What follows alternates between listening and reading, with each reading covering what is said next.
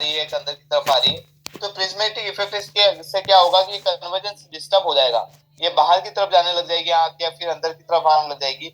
जो नेचुरली अपनी आंख अंदर की तरफ आना चाहिए वो नहीं आकर वो डिस्टर्ब हो जाएगी, उसकी वजह से पेशेंट को दिक्कतें होने लग जाएगी, डबल विजन दिखने लग जाएगा, एक ही जगह दो दिखने लग जाएंगे, चश्मा के नंबर वही सेम है, फिर भी एक पेशेंट बोलेगा मेरे एक आंख में अच्छा दिखता है एक आंख में कम दिख रहा है।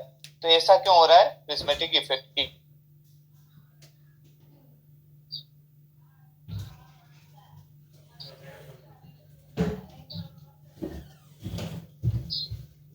जितना डिसेंटेड होगा उतना greater the amount of resulting prism, ठीक है। जितना आप इससे दूर जाएंगे, जैसे पिपिल है मान के चलें, दिस इज अ पिपिल, पिपिल का ये सेंटर है, हमारा ऑप्टिकल सेंटर यहाँ लगना चाहिए, पर जैसे आपका ऑप्टिकल सेंटर यहाँ लग गया है, पिपिल के सामने ना होकर थोड़ा सा पास में लग गया है, तो ये प्रिज्मेटिक इफेक्ट इतने एमएम पर ही काम करेगा। पर मान के चलें यहाँ पर लगा है, तो ये इतनी दूरी का जो प्रिज्मेटिक इफेक्ट जस्ट डबल काम करेगा, ठीक है। तो पेशेंट को ज्यादा दिक्कत आएगी बजाय कि इसके, इसमें कम आएगी और इसमें ज्यादा आएगी, ठीक है। तो ये मान के चलें कि ये अगर इसमें आपके जो पावर है -3 है इस पेशेंट को, तो 3 नंबर में यहाँ पर कम प्रिज्म आएगा और यहाँ पर जस्ट 3 गुना प्रिज्म आ जाएगा, या डबल से ज्यादा प्रिज्म जो है स्टार्ट हो जाएंगे। तो इस पेशेंट को यहाँ पर ज्यादा दिक्कत आएगी, तो आपको ये ध्यान रखना है।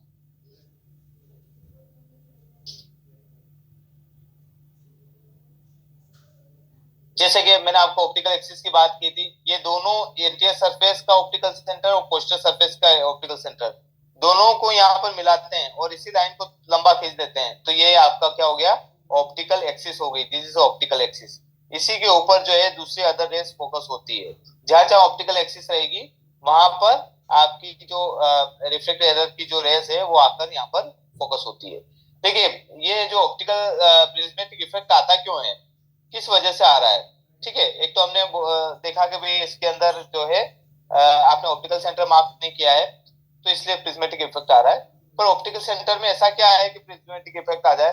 देखिए, जो लेंस बना है, कॉन्वेक्स लेंस बोलिए या कॉनकेव लेंस बोलिए, ठीक है, कॉनकेव और कॉन्वेक्स दोनों जो लेंस बने हैं वो प्रिज्म के कॉम्बिनेशन से बने हैं। जैसे कॉनकेव लेंस जो है वो आप देखेंगे दो प्रिज्मों के कॉम्बिनेशन, एक प्रिज्म ये है और दूसरा प्रिज्म ये है, इसी को हम प्रिज्म बोलते हैं, जिसमें एक एपेक्स रहता है और नीचे बेस रहता है, इसको हम प्रिज्म बोलते हैं, और सबसे ज्यादा एंगल यहाँ पर रहता है, ठीक है। सबसे ज्यादा जो एंगल यहाँ पर रहता है, इसलिए यहाँ पर सबसे ज्यादा पावर रहती है। तो इसका एपेक्स वाला हिस्सा हो गया ये, और ये बेस वाला हिस्सा हो गया। अब यहाँ पर देखेंगे जब एपेक्स टू एपेक्स मिलेगा, ठीक है, ये एपेक्स से एपेक्स मिल जाएगा इस तरह से, तो इसको कॉनकेव लेंस बोलेंगे हम, ठीक है, दो एपेक्स जोड़ने पर। और जब बेस टू बेस मिल जाएगा तो इसको हम क्या बोलेंगे? कॉन्वेक्स लेंस बोल। तो ये जो प्रिज्म आप देख रहे थे 8 नंबर उठाकर कभी ट्रायल सेट से, और यहाँ से आप देख रहे थे किसी इमेज को, तो अब यहाँ पर देखिए कि इमेज जो है शिफ्टेड दिखाई दे रही है, ठीक है, क्योंकि ये 8 डायप्टर है। अब यहाँ पर भी आप देखिए, यहाँ से तो पेशेंट को अच्छा दिखाई देगा, पर यहाँ पर जब देखेगा यहाँ से उसके ऑप्टिकल सेंटर से जाएगी, ये प्रिंसिपल एक्सिस अगर आपने ऊपर शिफ्टेड कर दी तो इसमें बेसिकली प्रिज्मेटिक इफेक्ट आ जाएगा। प्रिंसिपल एक्सिस हमेशा दो ऑप्टिकल सेंटर के दो ऑप्टिकल सेंटर का मतलब है इंटीरियर सरफेस और पोस्टीरियर सरफेस, दोनों को जोड़ने पर जो एक्सिस बनती है उसी को ऑप्टिकल सेंटर बोलते हैं, उसको ऑप्टिकल एक्सिस भी बोलते हैं, ठीक है। ये ऑप्टिकल एक्सिस जो है पिपल के सामने आनी चाहिए। अगर ये ऊपर वाली ऑप्टिकल एक्सिस पिपल के सामने आ गई तो यहाँ से जो रेज आएगी वो हमेशा अंदर की तरफ फोकस होना स्टार्ट हो जाएगी प्लस के लेंस में, तो इमेज हमेशा ऊपर की तरफ शिफ्टेड होने लग जाएगी, ठीक है।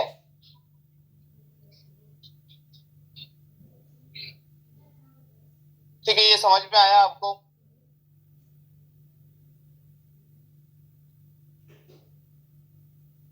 हाँ चंदन जी, बेसिकली मैं ये बोलना चाह रहा हूँ कि जैसे कि मान के चलें, लेंस का तो आपको समझ में आ गया कि दो प्रिज्म के कॉम्बिनेशन से जो है बेसिकली लेंस बना है, ठीक है। कॉनकेव लेंस मान के चलें या कॉन्वेक्स लेंस, ये कॉनकेव लेंस जो है ये दो प्रिज्म है, इनसे कॉम्बिनेशन से बना हुआ है।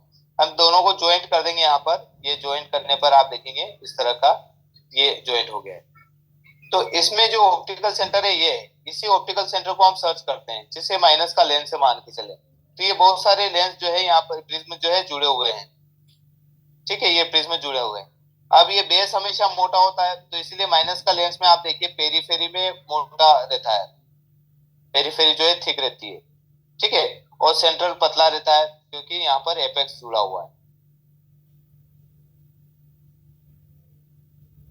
ठीक है, यहाँ पर एपेक्स जुड़ा हुआ है और ये पेरिफेरी वाला, तो ये माइनस का लेंस है, ठीक है, तो यहाँ मोटा हिस्सा है, this is a thicker part, minus power, ठीक है।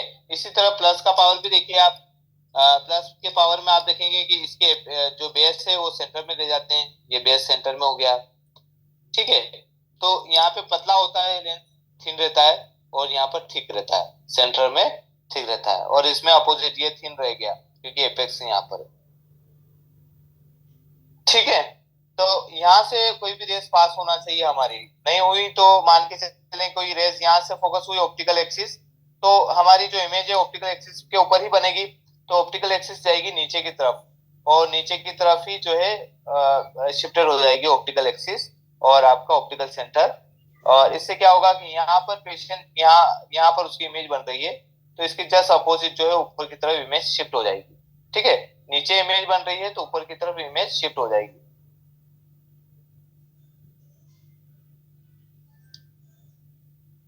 ठीक चंदन जी, आया आपको समझ में? जी सर, आ गया। ठीक है, ठीक सर, ओके।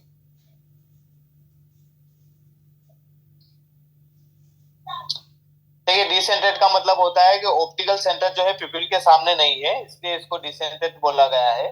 अब क्या होता है बेसिकली, अगर ये जो है ऑप्टिकल सेंटर अगर सामने नहीं रहे आंख के सामने लंबे समय से, तो क्या दिक्कतें आएगी पेशेंट को? तो बेसिकली क्या होगा, एक तो वो पेशेंट जो है उस सेंटर को ढूंढने की कोशिश करेगा, और जो इमेज उसको दिखाई देगी वो एक्चुअल जो लोकेशन है वहां से न देख के वो थोड़ा सा डिस्प्लेस दिखाई देगी, हो सकता है 2 mm का डिफरेंस आया, 3 पर कुछ mm का डिफरेंस तो आ रहा है। जितना शार्पनेस, आप कोई अगर कोई शूटिंग वाला पर्सन है, अगर उसने कोई पिस्टल चलाना है और उसके आंखों में नंबर है और आपने ऐसा कोई चश्मा दे दिया, तो 2 mm का डिफरेंस भी उसके टारगेट को हटा देगा, ठीक है। तो 2 mm का डिफरेंस वहां जाकर जो है वो 20 mm का डिफरेंस हो जाएगा टारगेट पे, ठीक है। यहाँ से 2 mm का आपने कुछ हल्का सा किया तो 20 mm का डिफरेंस टारगेट पर दिखाई देने लग गया है। तो ऐसे पेशेंट का भी जब भी हम चेकअप करते हैं तो उनको ये ऑप्टिकल सेंटर वाले ही चश्मे देने चाहिए।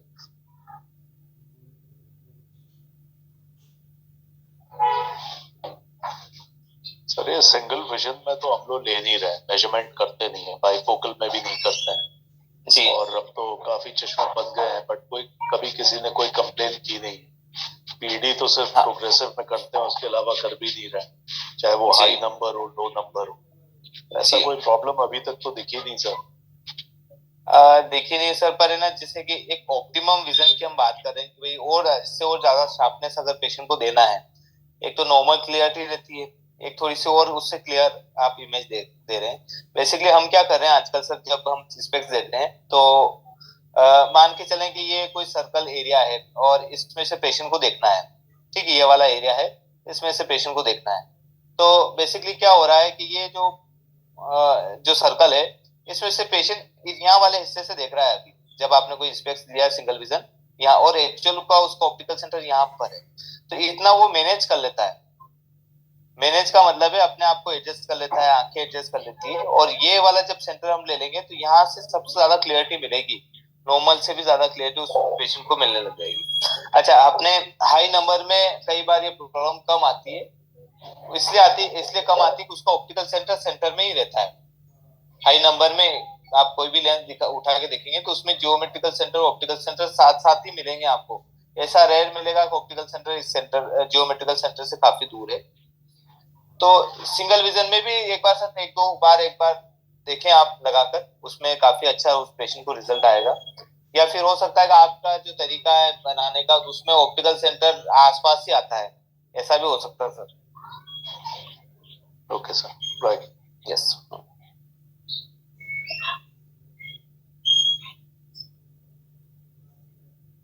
देखिए प्रेंटिस रूल है, उसके थ्रू हम जो है कैलकुलेट कर सकते हैं कि ऑप्टिकल सेंटर जो है वो कितना डायप्ट्रिक पावर जो है प्रोड्यूस कर रहा है, ठीक है। जैसे मान के चलें ये प्रेंटिस रूल है, इसमें prism equal C into F है, और सी जो है इमेज का डिस्प्लेसमेंट इन सेंटीमीटर है, मतलब आपने जो मार्क किया है ऑप्टिकल सेंटर उससे कितना दूर आपका दूसरा ऑप्टिकल सेंटर आ रहा है, ठीक है।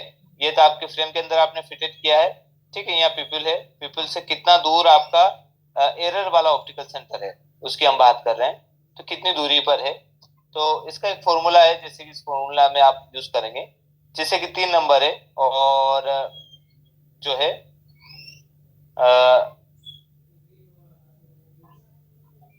2 mm या 3 mm समथिंग, एक एग्जांपल ही है इसमें, देख लीजिए आप। हाँ।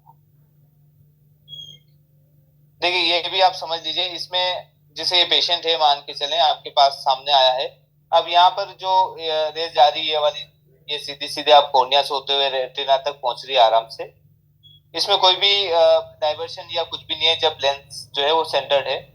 और इसमें देखिए प्लस का लेंस है आपने दिया और उसका ऑप्टिकल सेंटर यहाँ पे होना चाहिए, ये यहाँ पर आपका ऑप्टिकल सेंटर इस यहाँ पर आपने शिफ्टेड कर दिया एक तरह से। तो ये जो रेज आएगी वो थोड़ी सी नीचे की तरफ फोकस होगी और इमेज ऊपर की तरफ चली जाएगी, ऐसा होगा। इसी तरह माइनस में भी देखें,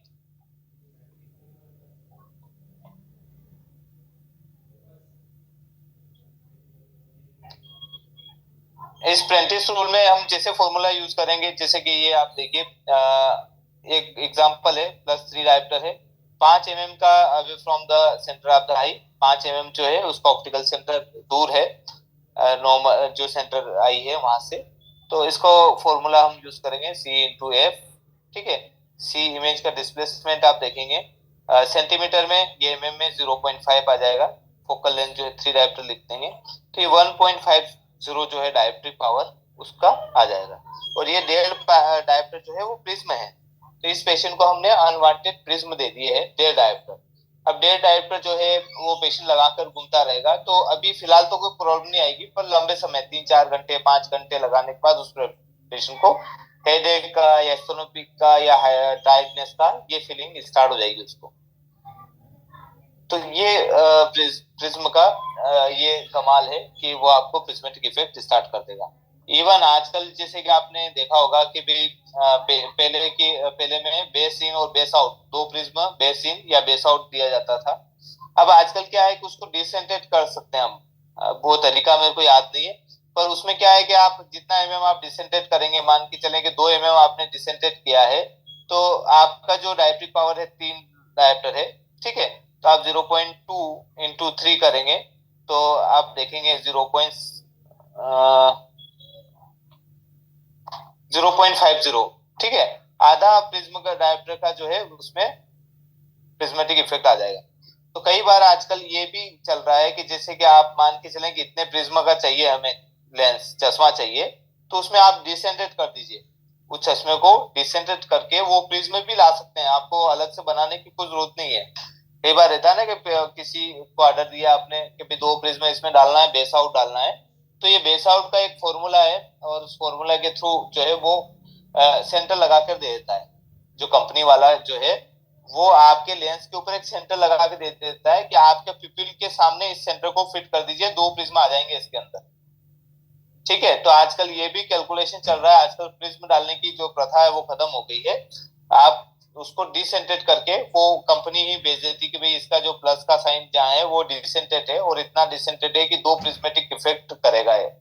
आप जब भी उसके ऊपर लेंसोमीटर के ऊपर रखेंगे उस सेंटर को, तो वहां 2 प्रिज्म दिखाई देगा, बाकी अदर जगह देखेंगे तो वहां अलग अलग टाइप का प्रिज्म रहेगा, पर उस सेंटर पर ऑप्टिक प्रिज्म जो है वो 2 दिखाई देगा।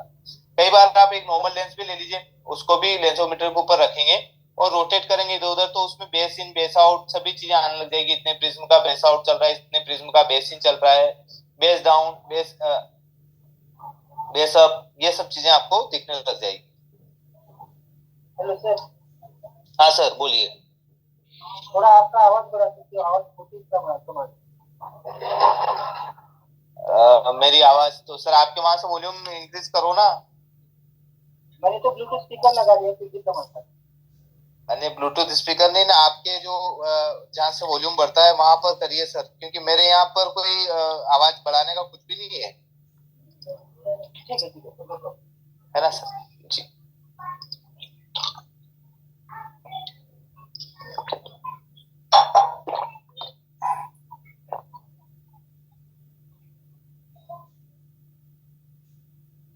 हाँ साउंड ओके, अच्छा अच्छा ठीक, ओके सर। हाँ उनके ब्लूटूथ में हो सकता है, हाँ वॉइस ओके। तो ठीक है, इस तरह से हम ये जो है प्रिज्मेटिक इफेक्ट को भी देख सकते हैं और ऑप्टिकल सेंटर भी मार्क कर सकते हैं। देखिए ये जो हम ऑप्टिकल सेंटर पढ़ रहे हैं या सब चीजें पढ़ रहे हैं, तो अगर सपोज कोई पेशेंट आपके पास कोई कंप्लेन लेके आ रहा है मुझे इस तरह से दिखता है, तो आपको कुछ भी नहीं करना है, उसका ऑप्टिकल सेंटर मार्क करिए और मार्क करने के बाद आपके लेंस का ऑप्टिकल सेंटर देख लीजिए, दोनों के आसपास का कितना डिफरेंस आ रहा है। 0.2 0.3 mm का डिफरेंस आ रहा है तो चल सकता है, 0.5 तक भी चल सकता है, पर ज्यादा का डिफरेंस आ रहा है तो फिर उसका लेंथ जो है सेंटर करके आपको फिट करना रहेगा।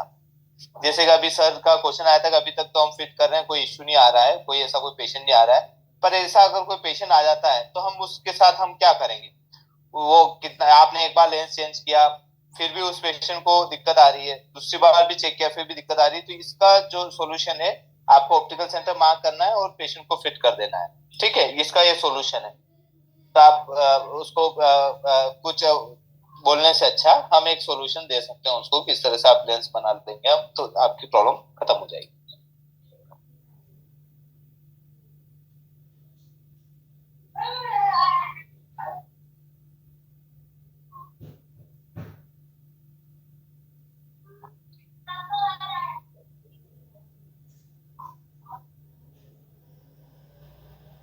देखिए प्रिज्मेटिक इफेक्ट आना स्वाभाविक है क्योंकि अपना जो लेंस बना है वो प्रिज्म के कॉम्बिनेशन से बना है, तो इसका आपको ध्यान रखना है हमेशा कि जब भी आप किसी को लेंस देते हैं तब आपको ऑप्टिकल सेंटर मार्क करके देंगे तो ज्यादा अच्छा रहेगा मेरे हिसाब से।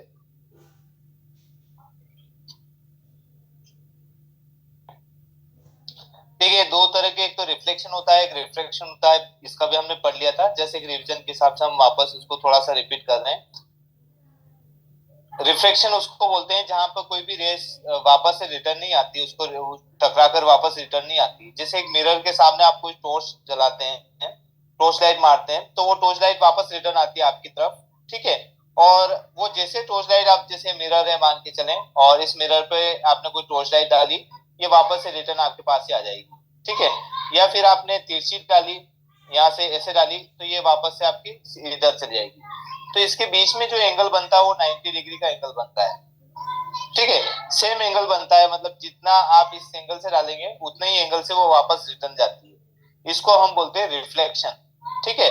जैसे आपने यहाँ 45 डिग्री का एंगल बन रहा है यहाँ पर, तो दूसरी तरफ जब वो बाहर जाएगी तब वो भी 45 डिग्री के एंगल से ही जाएगी, ठीक है। तो सेम एंगल से दूसरी तरफ भी रह जाती है, जितना एंगल आपने इधर किया है उतना एंगल रिटर्न, ठीक है। एक तो इंसिडेंस रेज हो गई है और एक रिफ्लेक्टेड रेज हो गई है, तो रिफ्लेक्टेड रेज का भी उतना ही डिग्री का एंगल बनेगा जितना कि इंसिडेंस रेज का, और इसको नॉर्मल बोलते हैं। This is a normal, normal एक लाइन हमने ड्रॉ की है, इसको नॉर्मल बोलते हैं। ये एक ही पॉइंट पर सब सिचुएटेड रहते हैं, दिस इज वन पॉइंट, ठीक है। इसको हम क्या बोलते हैं, रिफ्लेक्शन। आप हम एक दूसरे को देख पा रहे हैं वो रिफ्लेक्शन की वजह से है। आप मूवी आप मोबाइल के अंदर देख पा रहे हैं, पिक्चर देख पा रहे हैं, ये सभी रिफ्लेक्शन की वजह से है।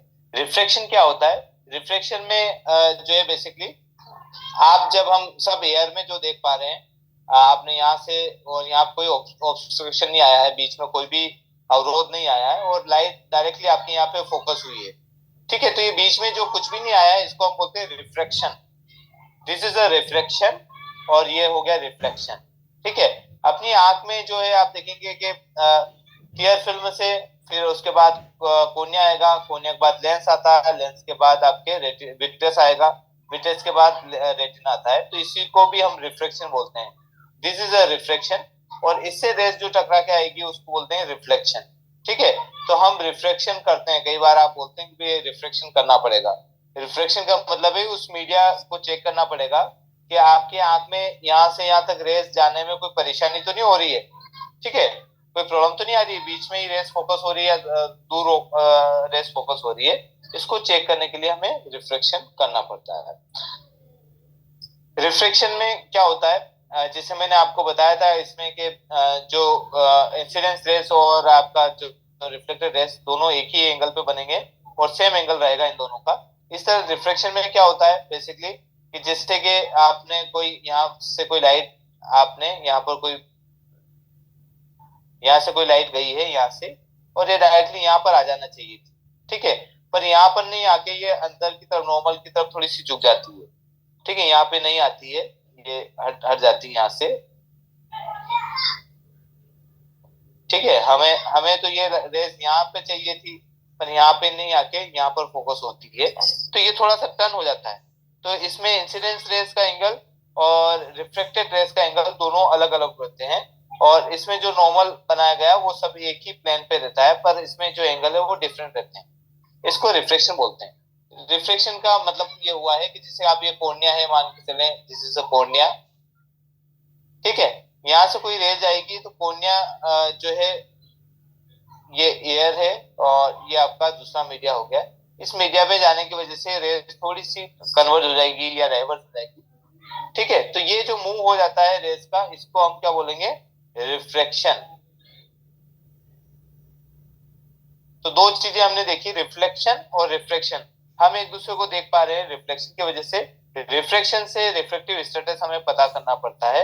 या फिर आपने देखा होगा कोई ट्रांसपेरेंट ग्लास है जिसमें कोई भी रिफ्लेक्शन नहीं आ रहा है, तो रेज जो है वो बिल्कुल सीधी सीधी जाती है, कहीं पर भी कोई टर्न अराउंड नहीं दिखता है, और आपको क्लियर विजन दिखता है। जैसे कि आपने देखा होगा कि आपकी जो लेंस की सरफेस है, इस पे पेशेंट बोलता है कई बार कि मेरे को थोड़ा सा ऊपर लाइट का कुछ ऐसा इफेक्ट देता है। तो इसका मतलब क्या है कि जो कुछ रेस तो अंदर जा पा रही है, आराम से अंदर चली जाती है ट्रांसपेरेंसी की वजह से, और कुछ रेस जो है रिफ्लेक्टेड हो जाती है क्योंकि उसकी सरफेस की वजह से, ठीक है। हो सकता है एक दो रेस नहीं, दो चार रेस ज्यादा रिफ्लेक्टेड हो जाए, बाकी सभी जो है अंदर इंटर हो जाए। तो इस रिफ्लेक्शन की वजह से क्या होगा कि पेशेंट का विजन जो है हैम्पर हो जाएगा, विजन का इतना अच्छा नहीं मिलेगा। अगर ये सभी रेस एक समान अंदर चली जाती, और वहां से या बीच में कोई भी जो ऑर्गन है वो टकराता नहीं है, ठीक है, तो उसको सबसे ज्यादा क्लियर विजन मिलता है। इसीलिए तो हम एंटी रिफ्लेक्शन कोटिंग लगाते हैं सभी रेस में, सभी लेंसेज में आप देखेंगे ARC कोटिंग लगाते हैं, या BRC कोटिंग लगाते हैं, या नाइट ड्राइव लगाते हैं, क्रिजाल लगाते हैं। ये सभी जो है इमेज के रिफ्लेक्शन को मिनिमाइज कर देती है, ठीक है।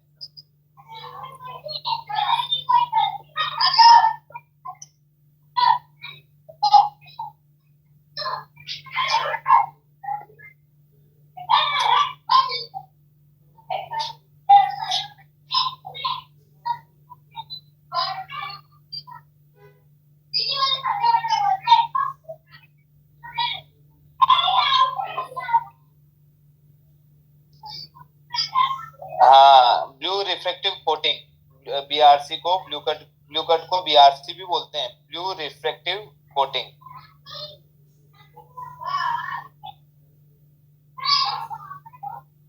हाँ ओके। देखिए किसी भी लेंस की एक फोकल लेंथ होती है, और वो फोकल लेंथ क्या कहाँ से हम काउंट करते हैं, from the centre optical centre, यहाँ से लगा के यहाँ तक की जो दूरी है उसको फोकल लेंथ बोलते हैं, ठीक है। फोकल लेंथ अगर आपके पास में है तो डायोप्टर निकाल सकते हैं, डायोप्टर आपके पास में तो फोकल लेंथ निकाल सकते हैं, ठीक है। हाँ, ब्लू ARC, तो इसको BRC भी बोलते हैं, बिल्कुल ब्लू ARC, राइट। नहीं, ब्लू ब्लू कट को भी बोलते हैं सर, ये ब्लू ARC का मतलब ये हुआ, ब्लू कट जो है उसको भी बोलते हैं, ब्लू कट को आजकल शॉर्ट फॉर्म में BRC भी बोलते हैं।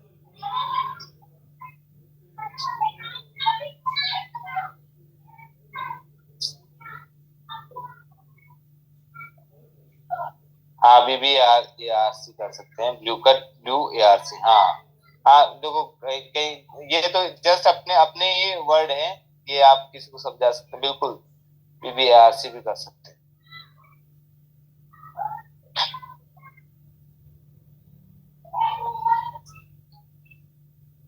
ठीक है, तो अगर आपके पास में फोकल लेंथ है तो डायोप्टिक पावर पता कर सकते हैं, और अगर आपके पास में डायोप्टिक पावर है तो फोकल लेंथ पता कर सकते हैं। इसका एक सिंपल सा फॉर्मूला है, आप यहाँ पर देखेंगे, जैसे कि यहाँ पर देखेंगे 20 सेंटीमीटर किसी की फोकल लेंथ कितनी है, 20 सेंटीमीटर।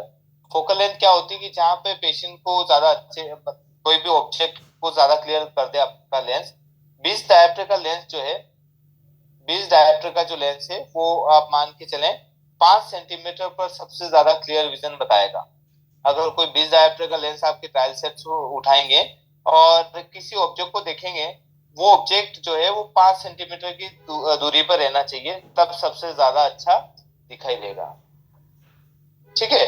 तो इसकी फोकल लेंथ हो गई है।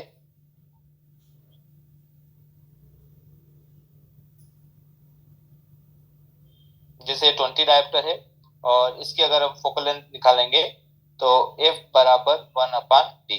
ठीक है, तो 1 जो है मीटर में है, इसको सेंटीमीटर में करेंगे तो ये 100 आ जाएगा, और D आपका 20 डायोप्टर है तो F इक्वल 100/D।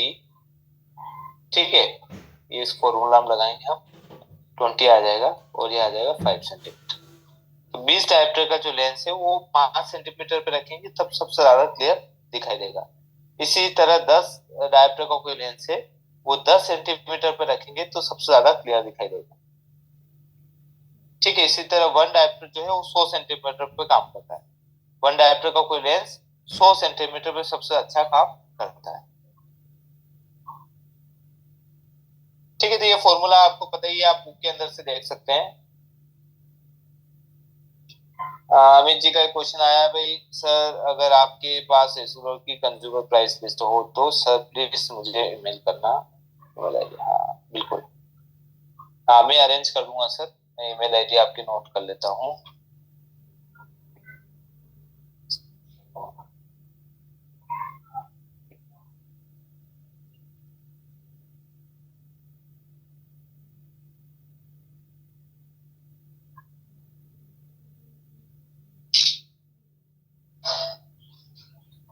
ये जो आप फोकल लेंथ और डायोप्टर का वो बता रहे हैं सर जी, इसमें जैसे जो एडिशन वाले लेंसेज लगते हैं जी +1 +1.5 या 2 या जो भी, तो जी वो हम लोग एडवाइस तो करते हैं कि भाई like best vision 25 to 30 centimetre पे ही मिलेगा। जी, तो उसमें भी कुछ ये फोकल लेंथ और डायोप्टर का कुछ है रिलेशनशिप या वैसा नहीं है? नहीं वो बेसिकली अपन उसमें तो हम थोड़ा टेस्ट करते हैं सर, पेशेंट के वर्किंग डिस्टेंस के हिसाब से हम फोकल लेंथ डिसाइड करते हैं। बेसिकली क्या रहता है सर कि 40 साल की सपोज किसी पेशेंट की एज है, अब इसमें इसमें इस पेशेंट के पास, इसके पास, ठीक है, तो इसके अंदर कितना एक्मोडेशन, जैसे 2 डायोप्टर का एक्मोडेशन ऑलरेडी उसके पास है, तो हम क्या करते हैं कि एक डायोप्टर और अपन चश्मे का नंबर देते हैं तो टोटल बन जाता है उसके पास 3 डायोप्टर। तो ये 3 डायोप्टर अगर हम देखते हैं तो उसकी 33 सेंटीमीटर आती है टोटल, अगर कैलकुलेशन करें तो। अगर जैसे कि आपका ए बराबर 1/D, तो आपका ये 100 आ जाएगा और यहाँ पे 3 आ जाएगा, इसको कैलकुलेट करेंगे तो 33 सेंटीमीटर आएगा। Very good sir, okay right right, that explains. Okay okay sir.